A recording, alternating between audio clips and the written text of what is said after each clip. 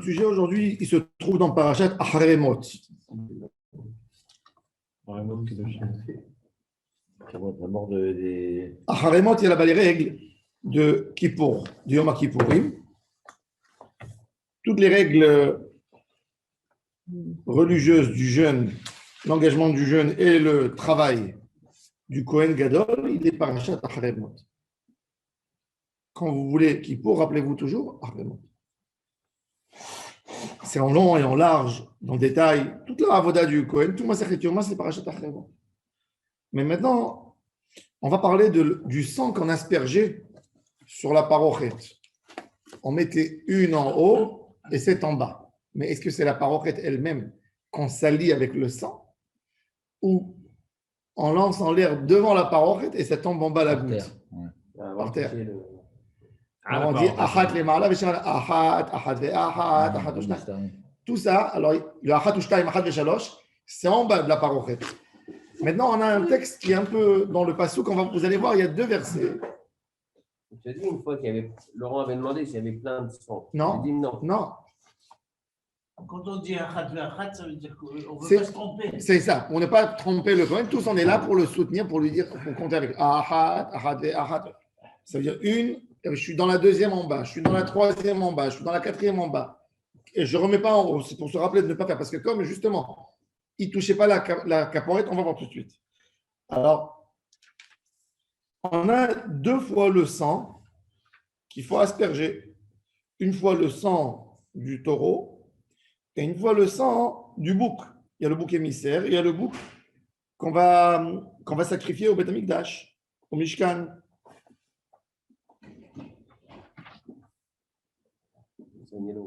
Oh. Alors, regardez le texte dans Parashat Aharemot, chapitre 16.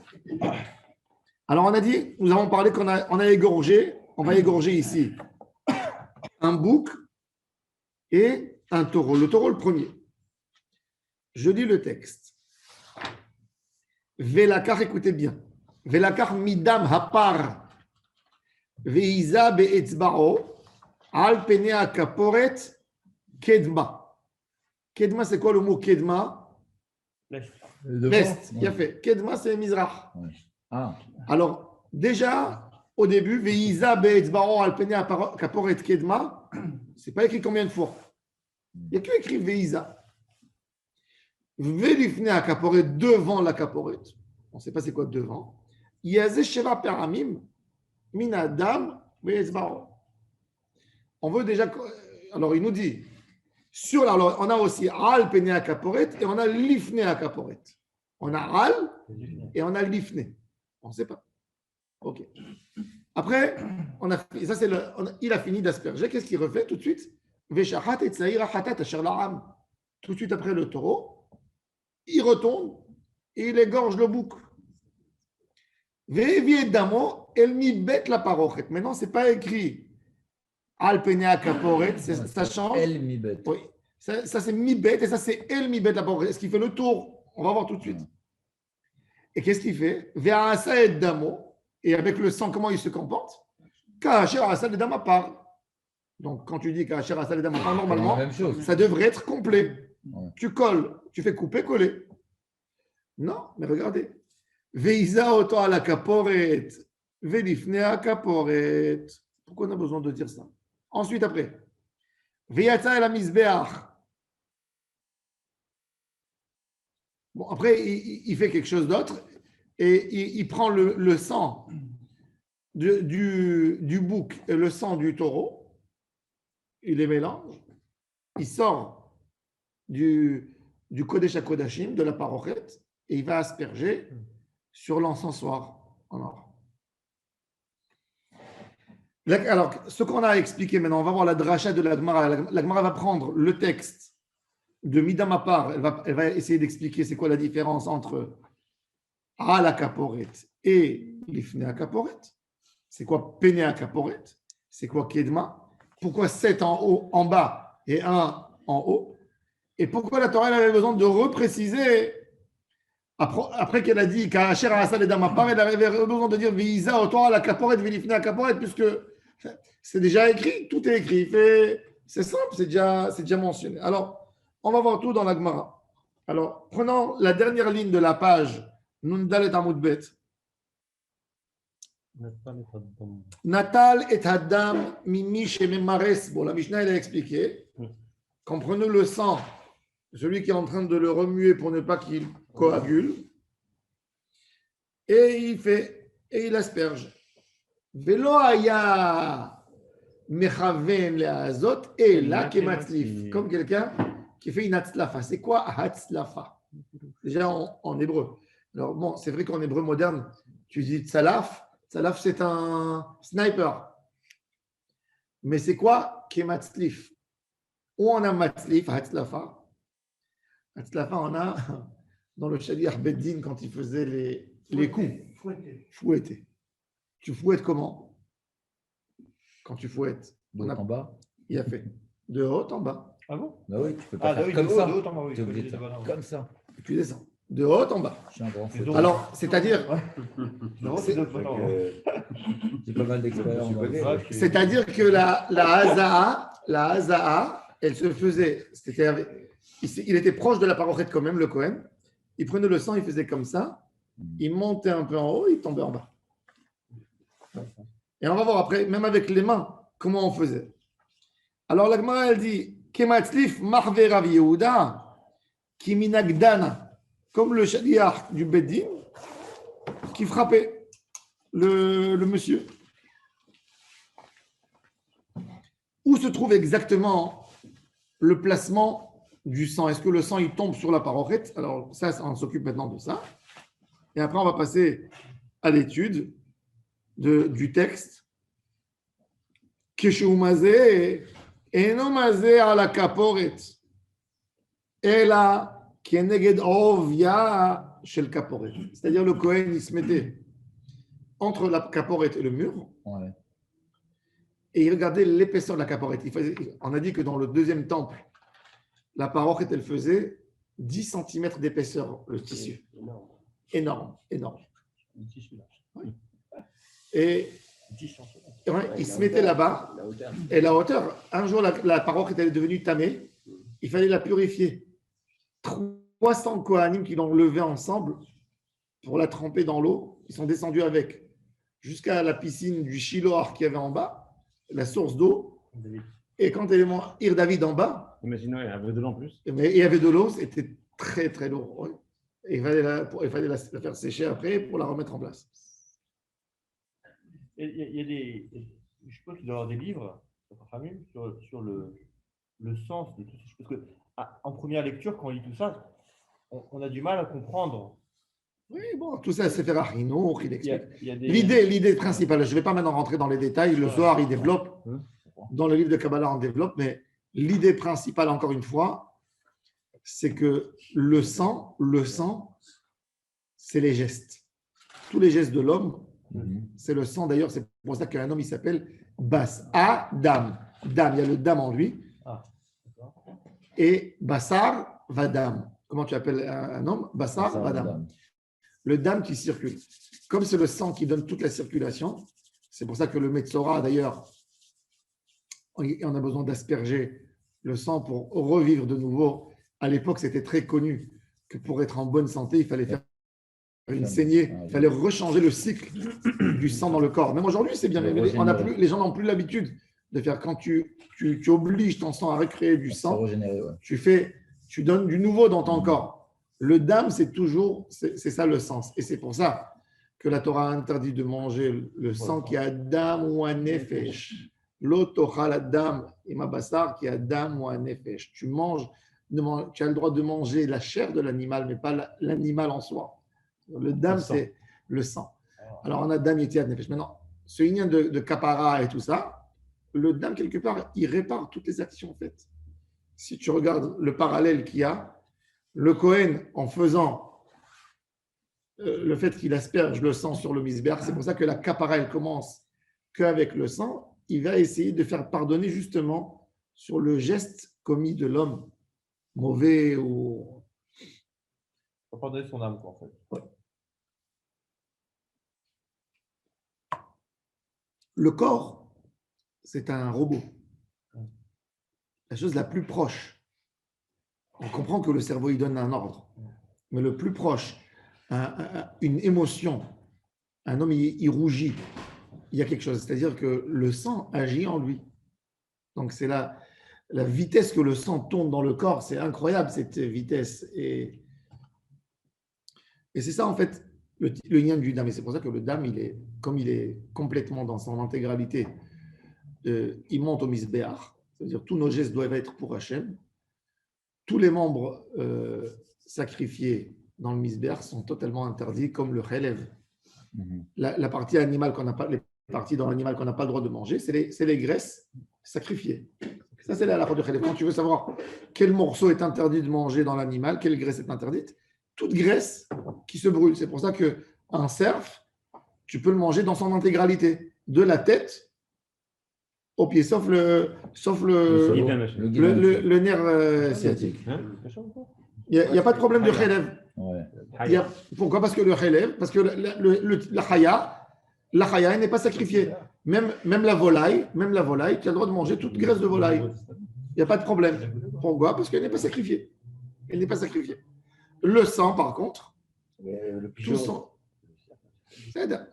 il se brûle dans son intégralité. Oh là, donc on n'interdit pas l'intégralité. Il se brûle avec la peau, le pigeon, avec les ailes, avec tout. Et dans sa définition, c'est un olev et yoret. Ce n'est pas un korban qui est fait pour amener un torim ou bneyona. Il est que dans un metzorat, sipor haya, ou dans une yoledet qui n'a pas d'argent, ou un pauvre qui l'amène. Mais dans la définition, ce n'est pas un korban à sacrifier. Ça veut dire, ce n'est pas mina bakar ou mina tzon, mina kisavim. C'est par défaut, quand tu ne peux pas. Par contre, le sang, dans son intégralité. L'idée, c'est que tous nos gestes appartiennent à Hachem Yitbarach. Alors bon, Kohen Gadol, Kippour, il prend, c'est le sang de la nation, quelque part. Après, il y a eu d'autres religions. Le christianisme, il a beaucoup développé cette chose avec le pain, avec d'autres choses, etc. Le sang de Jésus, toutes ces histoires. Mais encore une fois, ça se base sur des bases de l'idée un peu, des idées kabbalistes dominantes à l'époque, que les chrétiens ont bien adoptées. Ce n'est pas la Kabbale qui a pris des chrétiens, c'est les chrétiens qui ont pris de la Kabbale. Ça, c'est le Inyan. Maintenant, on retourne à notre sujet. Donc, il est mazé qui est neged ovia shel parochet. Il prend l'épaisseur de la parochet dans le côté est et il asperge. Ça ne salit pas la parochet, ça tombe. Non, on va voir si la Torah maintenant nous a dit al et lifné. Pourquoi pas il y a fait on a al péné et on a lifné à caporet. Le lifné, je veux bien comprendre, ça peut être par terre. Mais le al péné, pourquoi veux-tu que le al péné, ça ne soit pas sur la caporet elle-même? La Gemara va s'occuper de cette étude. Alors regardez, deuxième ligne, et là qui est neged ovia shel caporet. Kshumazé les ma'ala. Maintenant, il nous dit rien qui nous explique la manière comment il tenait sa main. Kshumazé les ma'ala metzaded yado le mata. Ou kshumazé les mata metzaded yado le ma'ala. Mazé metzaded la tzad? Non. C'est quoi? Quand il faisait, Ouais. quand il asperge en haut, il donne, Il fait comme ça. il donne la main, Ouais. elle monte vers le haut. Ouais. Et quand il va asperger en bas, il tourne la main et il donne le dos vers le bas. Ah, d'accord. Il y a comme ça et comme ça. D'accord? Mais tzaded yado le ma'ala. Ouais. Tzad. Mais tzaded yado le ma'ala ou les mata. Maintenant, on veut comprendre, Birlal, la règle. Pourquoi tu me dis qu'on ne touche pas la parole, qu'elle est intouchable? Maintenant, tout ce sujet. Alors, Amar Achabar Yaakov, Amar Ibizera, Amar Kera. Il est écrit dans le texte, on revient. Kra. Kra, c'est le texte, le Mikra. Veiza Oto, ala Kaporet, Velifne a Kaporet. Il est écrit Al, Elifne. Maintenant, cette idée-là, elle ne peut pas nous apprendre. Pourquoi? Parce que déjà, ce qui est problématique dans le texte, dans le verset 14, là-bas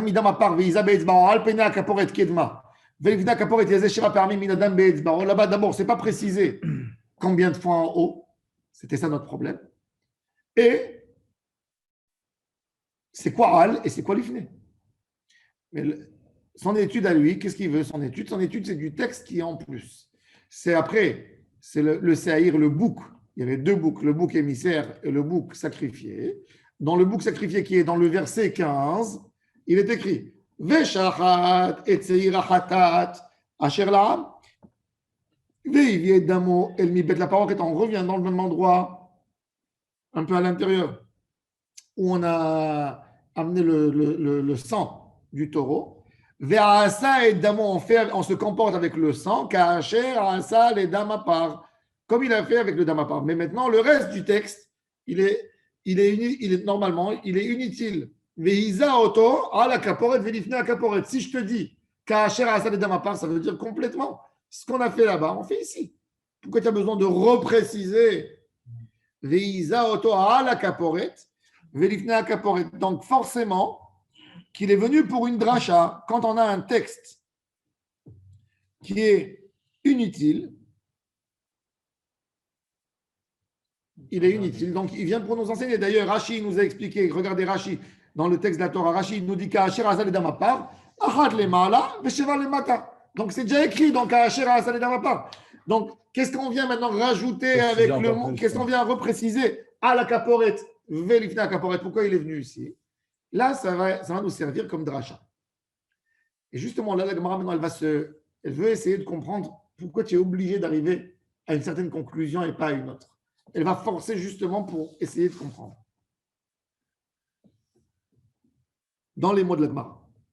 Alors, Amar Rabbi Acha, 5e ligne de la Gemara dans Bar Yaakov Amar Bizera Amar Kra, Veiza Oto ala Kaporet, Velifna Kaporet. Ça, c'est le texte.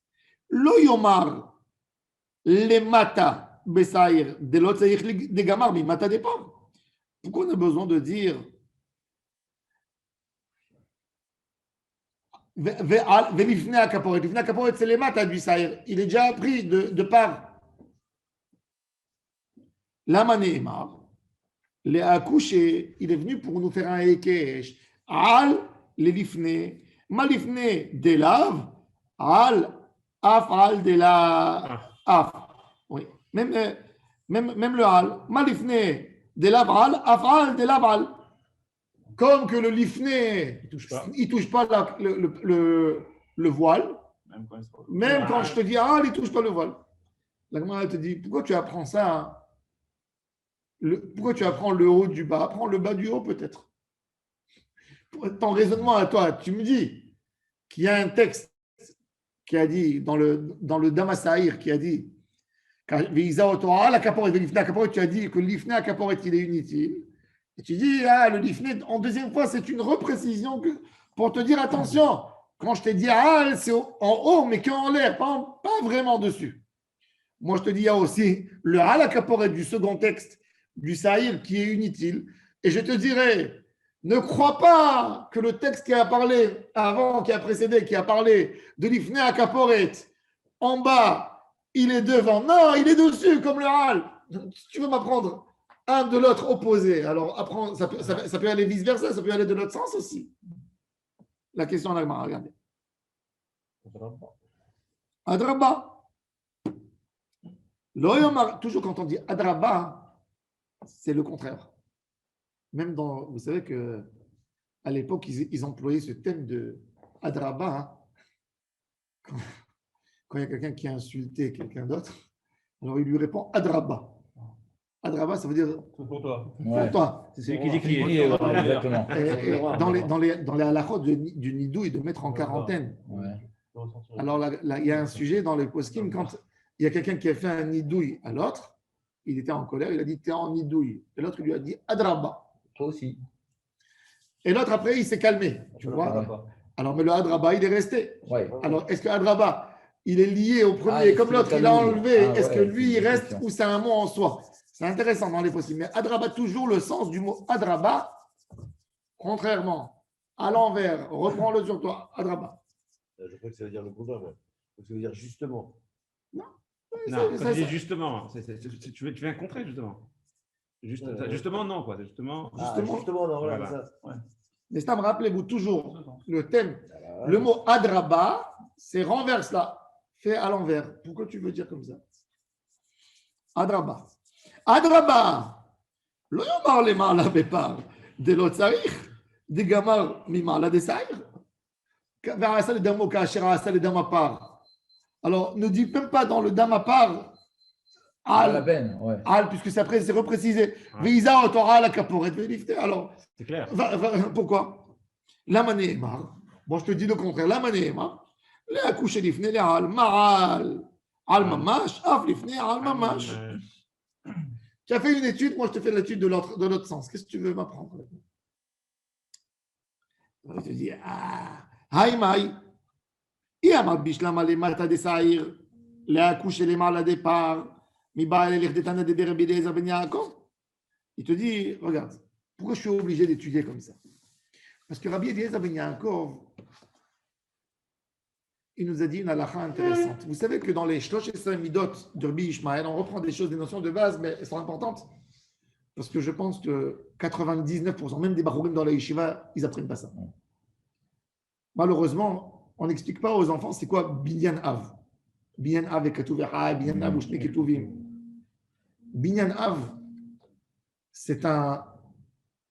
Vous savez que le mot en hébreu, il s'appelle aussi Teba. Un mot. Teba, ça veut dire deux lettres qui ont composé une boîte. Le mot Teva, c'est pas Mila. Mila, c'est écrit dans les ecclésiastes. Les ecclésiastes. Mais le mot Teva, c'est un mot. Et un mot, c'est aussi une bnia, une construction. Pourquoi une construction? C'est très intéressant. Parce que tu composes deux lettres. Ah, tu utilises deux lettres pour composer un mot. Pour composer un mot. Donc, ça s'appelle livnot, binyan. Quand la Torah, elle te dit des fois un sujet à propos d'un mot, spécifiquement, ce n'est pas dans tous les mots, il y a des fois, ce n'est pas comme quelque chose qu'on a reçu les Moshe Missinaï, mais ça ressemble à ça. On te dit Ze bana av binyan av le kol la Torah. C'est-à-dire, ici, on ne va pas te préciser dans toute la Torah que ça veut dire, mais rappelle-toi que c'est ça la source. Qu'est-ce qui est la source? Qu'est-ce qu'il a dit Rabbi Eliezer Ben Yaakov? Regardez. Detana de Rabbi Eliezer Ben Yaakov. Al pene akaporet kedma. Ze bana av kol makom sheneemar pene. Eno et la kadim. Quand il te dit al panav. Al panav. En face. Vaya'avor Hashem al panav vayikra. Où il était al panav? De quel côté Hashem se trouvait? Mizrach. C'est tout. Al pene akaporet kedma. Le mot kedma, toujours al pene dans la Bible, ça serait toujours du côté est. Ça, c'est le binyan av. Ze bana av. C'est pas dans tout qu'on fait. Je ne peux pas jouer avec le binyan av comme je veux. Il y a une sorte d'étude, mais al pene, akaporet kedma, le al pene. Je le prends avec le mot kedma. Toujours, quand vous allez voir al panav, el panav, c'est toujours mizrach. C'est pour ça d'ailleurs, Pana et Shara Mizrach, dans le Seder Avoda. Pourquoi? Parce que c'est écrit Al Panav, El Panav. Alors maintenant, il a dit. Pourquoi il répète Kedma? Kedma, non. Kedma, c'est pour t'expliquer. C'est le sens de Al Panav. Non, Kedma, c'est Est. Là, il a pris. Yama va Kedma. Yama, c'est Ma'arav, c'est l'Ouest. Kedma, c'est l'Est. Ouais, ou Paratzta. Yama va Kedma. Safona va Negba. Yama, c'est la mer, c'est toujours le côté ouest. Kedma, c'est l'est. Et des fois, c'est écrit Kedma Mizraha. La Torah, elle te dit Kedma parce qu'elle veut que tu saches que quand elle parle de Kedma, c'est Mizraha. Vaïsar Agla, Vaïlech el Arza Bene Kedem. Yaakov Avinu, il est où Kedem? Il est parti à l'est d'Eretz Israël, dans Mizrach d'Eretz Israël. Et l'Est, c'est quoi? C'est la région de l'Irak, Mésopotamie, là-bas, le coin là-bas. Mizrach, le Mizrach d'Eretz Israël. Eretz Israël, elle est sur la mer. Quand tu dis Mizrach d'Israël, c'est en allant vers la Jordanie, vers l'Irak. D'accord?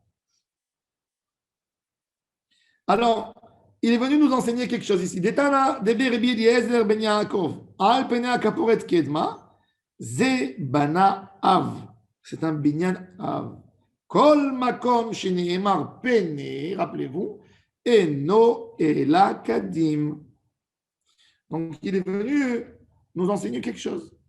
Que tout endroit où il est écrit le mot péné. Et alors, ça va pas une question là. Attends. Maintenant,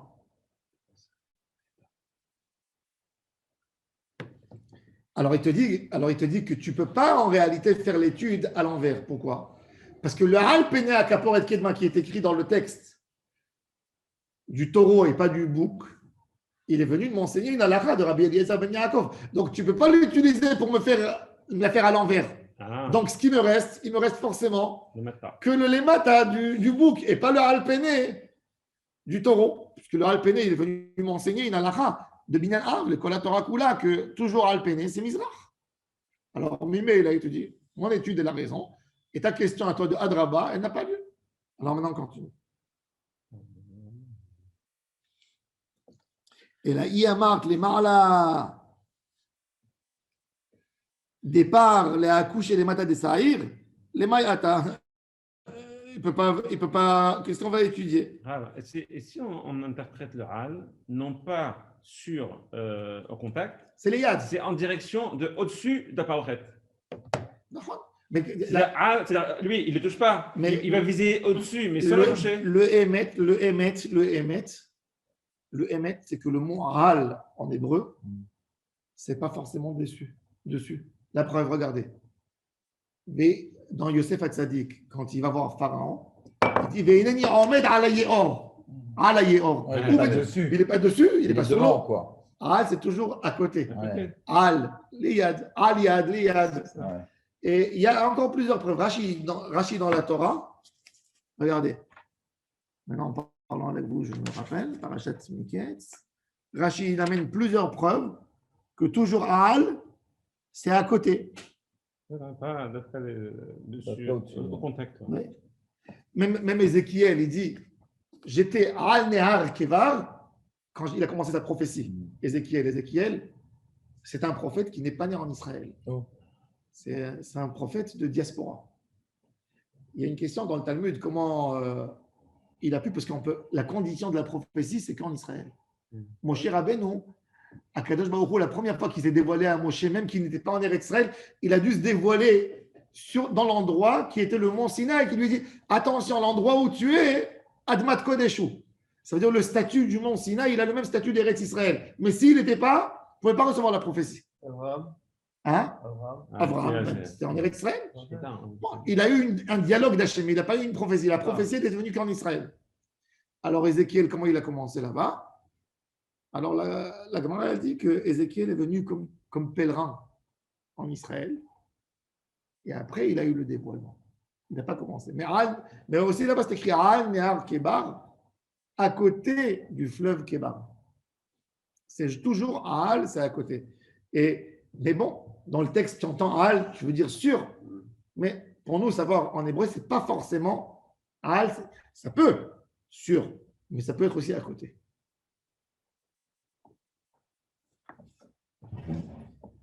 Alors il dit, Tanou Rabbanan. Maintenant, on a expliqué pourquoi c'est pas dessus et c'est à côté.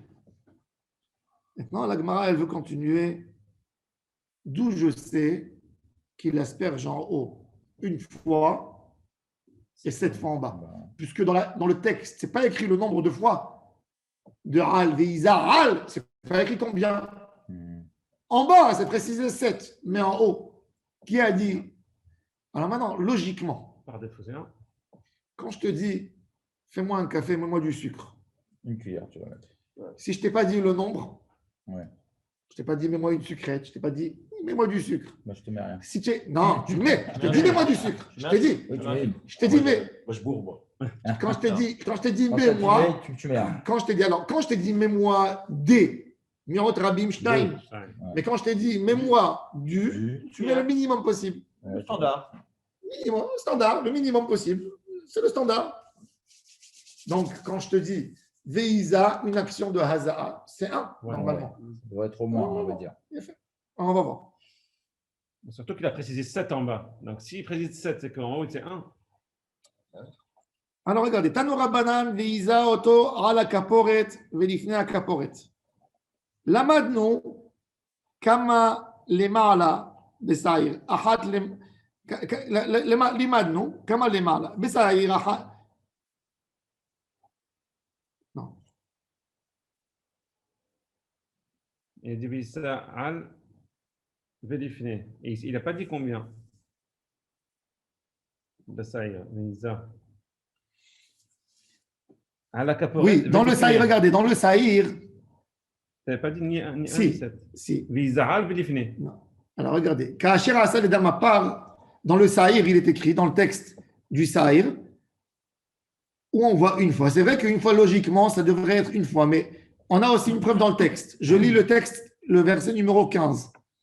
Veshachat et Saïr achatat asher la'am ve'evi et damo el mi bet la parochet ve'asa et damo kacher asal et damapar. Ça c'est, on a dit, comme Ve'iza Oto. Oto. La première Azaa, il est écrit au singulier Oto. Donc, il y a quelque chose de spécial, tu veux dire? Une fois, Ve'iza Oto. C'est vrai que ce n'est pas écrit sur le Ve'iza Oto, c'est le sang. Ouais. Mais Ve'iza Oto, à la Ouais. Kaporet, puisque ce n'est pas composé combien de nombre de fois, Oto, il veut dire une fois. Mais Velifne, on ne sait pas. Donc, je vais apprendre le dam à part, que ce n'est pas précisé combien en haut, du dam à Sahir, qui nous dit qu'il ressemble au par, mais là-bas, il est précisé le mot auto. Donc, Ehad le mala, Vesheva le mata. Ça, c'est l'étude de la Gemara. On a, vous avez vu, on a dans le dam à part, c'est pas précisé combien en haut. Dans le dam à Sahir, c'est pas précisé combien en bas.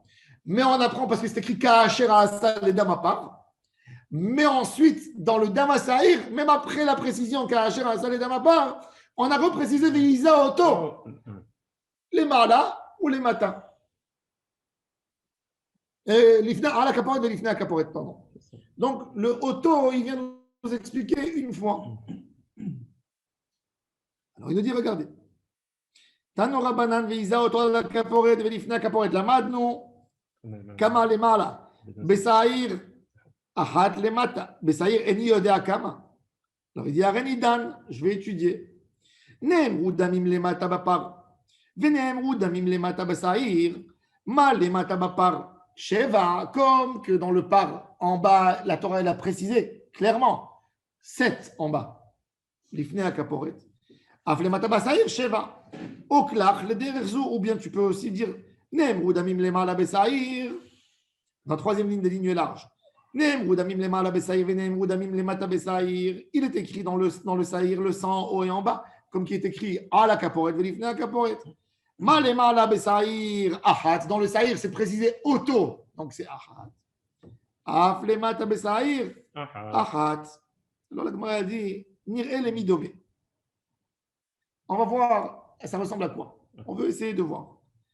Danin mata mimata, ve'en danim mata milmala. On apprend le bas du bas. Et le haut et pas le bas du haut. Et pas le bas du haut. La Gemara a dit Adraba. Danim. Danim, Goufo, mi Goufo. Ve'en Danim, Goufo, mi mala. Non. Mais allemand. Ve'en Danim, Goufo, mi alma. Mais il y en a fait. Apprends Saïr de Saïr et n'apprends pas le par. Talmud Lomar, il te dit Va'asa et Damo, Ka'asher Asa les Dam à part. She'en, Talmud Lomar, Ka'asher Asa. Qu'est-ce qu'il veut nous dire Ka'asher Asa? Ou ma Talmud Lomar, Ka'asher Asa, She'yu Kol Asiyotav Shavot. Ka'asher Asa, le mot Asa. Même que c'est le taureau et le bouc, c'est le bouc. Keshem, chez les Mata Bapar Sheva, car les Mata Besaïr Sheva. La Madnou Kama les Mata Bapar ou Besaïr Sheva. Maintenant, Kama les Mata Bapar ou Besaïr Sheva. Ou Besaïr Sheva. Les Mala Bapar Eni Yodia Kama. On avait dit, c'est écrit Veizda, c'est pas écrit combien. Ve'arenidan, je vais étudier encore une fois. Neemru damim les Mala Besaïr. Veneemru damim les Mala Bapar. Ma les Mala Besaïr Ahat, comme que dans le Saïr, ça a tendance à aller vers 1 parce que c'est écrit Auto. Aflema la Bapar Ahat. Ou bien, au clair, les directions, tu peux dire Neemru damim les Mata Bapar, Veneemru damim les Mala Bapar. Malemada va par Sheva, Aflema va par Sheva. J'aurais pu dire, apprends du Torah même. Dans le Torah en bas, c'est 7. C'est écrit 7. Alors quand je te dis en haut, Veïsa, aussi 7. 7 en haut et 7 en bas. Pourquoi pas? Alors, mais non, mais il te dit, apprends le par. Regarde le par dans son pack et le sahir dans son pack. Dans le par, c'est pas écrit. Je te dis, maintenant, c'est intéressant. Tu sais, tu dis, fais-moi un café le matin, un café le soir. Et je t'ai précisé, tu dis, et le soir, mets 7 cuillères de sucre. Qu'est-ce que tu dirais? On va te dire le matin aussi. Le matin aussi 7. Non. Pourquoi? Parce que sinon, tu aurais précisé. Mais je t'ai précisé. Non, Pourquoi? J'ai besoin de te dire chaque fois. Non, sinon tu aurais dit le matin tu mets 7 et fais-moi un café le soir. Je t'ai pas dit. Non, mais si tu voulais 7 les deux, tu commences, fais-moi un café le matin tu mets 7 et fais-moi un café le soir aussi. Dans la chronologie. Alors, tu sais quoi? Je te Mais si dis. tu me précises que le soir le 7, ça veut dire que c'est que le Fais-moi soir. un café le matin. Je te dis, fais-moi 2 espressos, je vais boire les 2. Après, et quand tu es en train de faire le dîner, je te dis 7 cuillères. Qu'est-ce que tu fais? Figure. Non, mais c'est pas en même temps là. Cette cuillère, c'est péché. J'ai méchané. Je te dis maintenant, alors maintenant je t'ai pas donné l'exemple du matin et du soir que tu peux me dire, tu as raison, pile poule. Non, là on est dans le même, ça veut dire, je te dis fais-moi 2 verres, 2 verres, je te dis, mets-moi 7 cuillères dans le verre. Après, donc qu'est-ce que tu dis toi? Là, oui. Dans le deuxième aussi. Dans le deuxième aussi. Je te dis trop On est tard. dans le Inyan. Dans le Inyan. Vous savez, il y a un Écossais, il invite son ami. Les Écossais, ils sont connus comme des hommes très avares, très radins. Alors, lui, quand il invite chez lui à la maison, il dit, combien de sucre tu prends dans ton thé? Il dit, quand je suis chez moi à la maison, je mets une demi-cuillère. Quand je suis chez les autres, je mets 2 cuillères. Je demande 2 cuillères. Alors, il lui met une demi-cuillère, il dit, sens-toi chez toi à la maison. Fais comme chez toi. C'est comme chez toi. Comme chez toi. Ouais. Alors bon, maintenant, on est dans ce dilemme. Ça veut dire, alors il te dit, pourquoi tu vas apprendre par de saïr? Apprends par de part. Ça devrait être plus logique. Ça devrait être par de part. Ça devrait être plus logique. Ça veut dire de prendre une sorte de... C'est la même action. Fais ici, il y a 2 étapes. Fais la première étape comme la deuxième étape. Pourquoi tu veux aller de part à saïr et de saïr à part? Ah non, l'Agmara te dit qu'on ne peut pas le faire. Pourquoi on ne peut pas le faire? Cher à ça, c'est. Adraba, Danim Goufo mais Goufo. Viens Danim Goufo mais Alwa. Pourquoi tu vas prendre le part de saïr? Talmud Lomar Ve'asa et Damo. Kacher Asa. C'est écrit Kacher. Donc le Kacher Asa, il t'oblige d'apprendre le part du saïr. C'est écrit Kacher Asa. Ouais, pareil. Alors il te dit. Alors maintenant il te dit. Chez un Talmud Lomar Kacher Asa. Ou ma Talmud Lomar Kacher Asa. Qu'est-ce qu'il veut dire? Yukol Asiyotav Shavot. כשם שלמטה בפר 7, כך למטה בשעיר 7. וכשם שלמעלה בשעיר 1, כך למעלה בפר 1. Point. Une étude croisée. Maintenant, on est déjà. Alors bon, la semaine prochaine, on fera le Ahad, Ahad, Ahad, Ahad, Ahad.